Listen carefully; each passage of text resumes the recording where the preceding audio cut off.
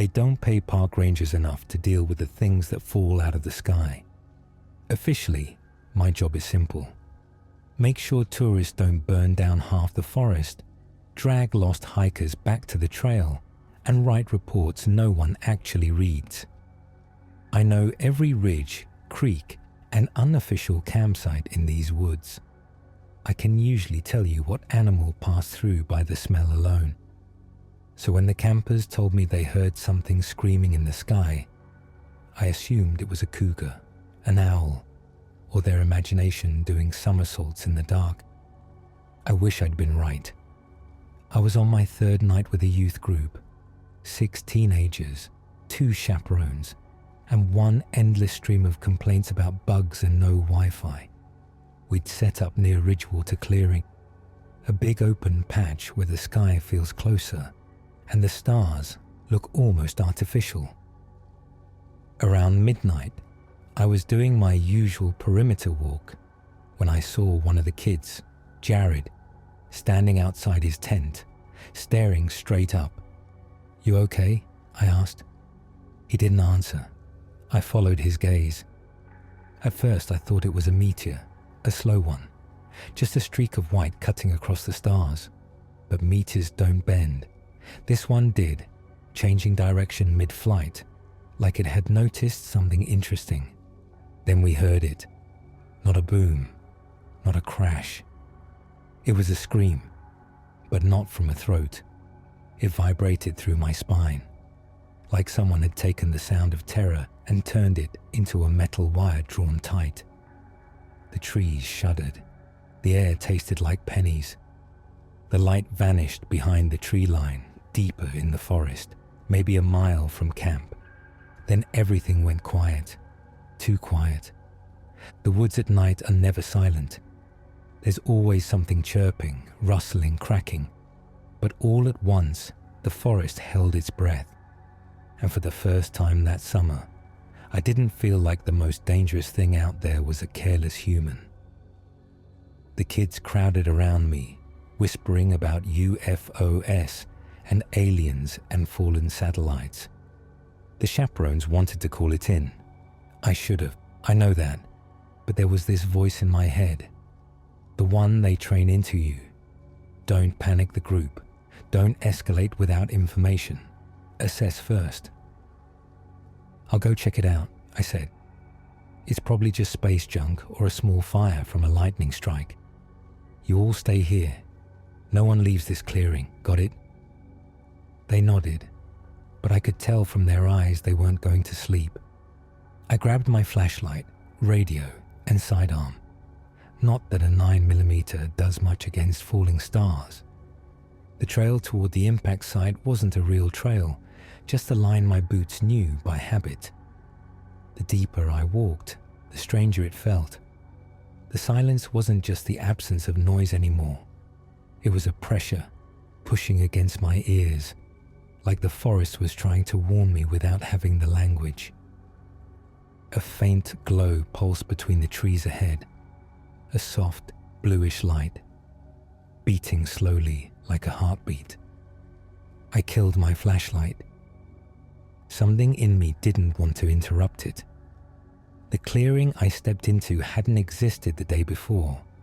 Trees had been pushed outward in a perfect circle, not broken, not burned, just bent, like something had pressed them aside and they'd frozen in that moment of yielding. In the center was, the only word I have is pod. It was about the size of a compact car, but wrong in every direction. Angles that didn't meet where they should. Surfaces that looked curved until you stared too long, and they straightened. It glowed from within, the same slow pulse I'd seen through the trees. And next to it, half collapsed on the moss, was something alive. It was small, smaller than me, smaller than most adults. Limbs too long, torso too narrow, skin like pale glass smudged with soot. It looked like someone tried to sculpt a human, stopped halfway, and then changed their mind. It was clutching one of its arms like it was broken. When it saw me, it flinched, eyes wide, eyes that were just a little too large, irises a little too bright. Most horror stories say the alien looks monstrous.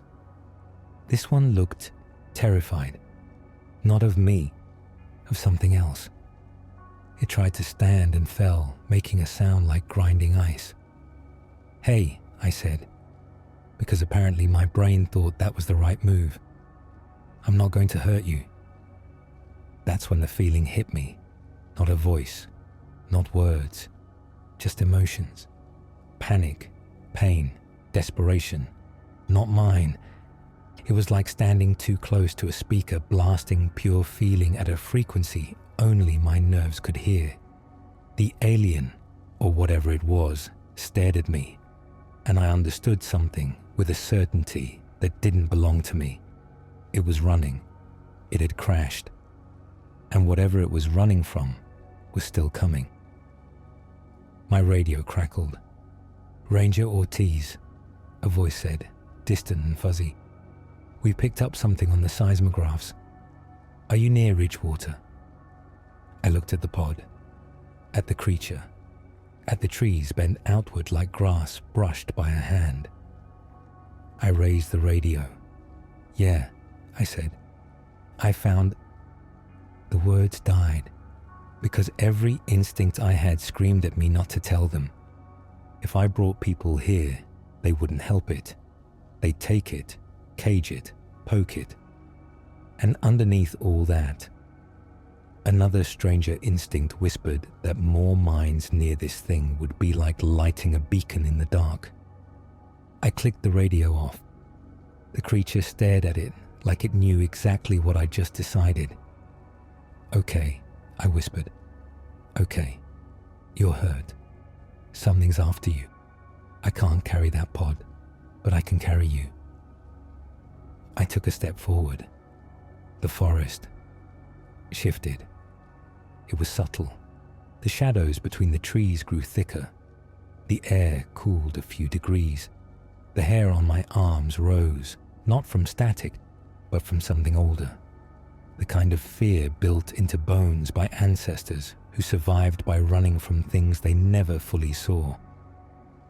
The creature's head snapped toward the tree line, and for the first time since I'd stepped into that clearing, I heard something. A low, almost inaudible scraping, like claws on bark, moving in a slow circle around us. Whatever had been chasing it had arrived. I drew my gun. It felt pathetic. My flashlight beam cut through the dark, catching glimpses of trunks, branches, undergrowth. Nothing there, but every sweep of the light made the sound stop in that direction and start somewhere else. The alien grabbed my pant leg with its good hand. Another blast of emotion hit me, sharp, urgent. "Don't shine the light. Don't look at it directly." I killed the flashlight. The dark swallowed us whole. The scraping grew louder. It moved in an arc, then paused. I felt a pressure in my skull, like someone was pressing a thumb into my thoughts, trying to smooth them out. The thing circling us wasn't an animal. It wasn't even hunting the way predators do. It felt more like a searchlight, sweeping, probing, looking for a frequency. I realized something then, something that turned my stomach to ice. It wasn't after the alien's body, it was after its mind. And now it knew there were two. I scooped the creature up. It was lighter than it looked, fragile as dry wood. The pod pulsed faster, as if panicking. I didn't know where to go, only that staying in that clearing felt like standing in a spotlight. I ran. Branches whipped at my face. The scraping followed, always at the edge of hearing, never too close, never too far. It felt like it was letting me run, letting me think I had a chance. The alien clung to me, sending flashes of images. Its home, maybe. A sky with too many moons. Structures like woven light. A feeling of being part of something vast and linked, and then severed. Alone. I stumbled into Ridgewater Clearing, lungs burning. The campers were huddled together by the dying fire, eyes wide. Every head turned toward me, every gaze dropped to the thing in my arms. There was a moment, an empty second, where all our stories about aliens, movies, rumors, conspiracies collapsed under this one. Raw truth. Something from somewhere else was in front of us, terrified and broken. Then the scraping sound hit the clearing. Everyone heard it. The kids clapped hands over their ears. One of the chaperones dropped to their knees. The sound wasn't loud, but it was inside the skull, a rough metal brush against the soft parts of the mind. The forest around us seemed to lean in. The alien raised its good hand, pointed at the sky, and sent me one last burst of feeling. It wasn't running from something. It was running ahead of it. And now that thing had followed it. Here. I don't remember what I yelled into the radio. Backup, evac, emergency. None of those words are big enough. By the time the other rangers arrived with trucks and lights and questions, the scraping had stopped. The pod in the deeper clearing was gone. So was the alien.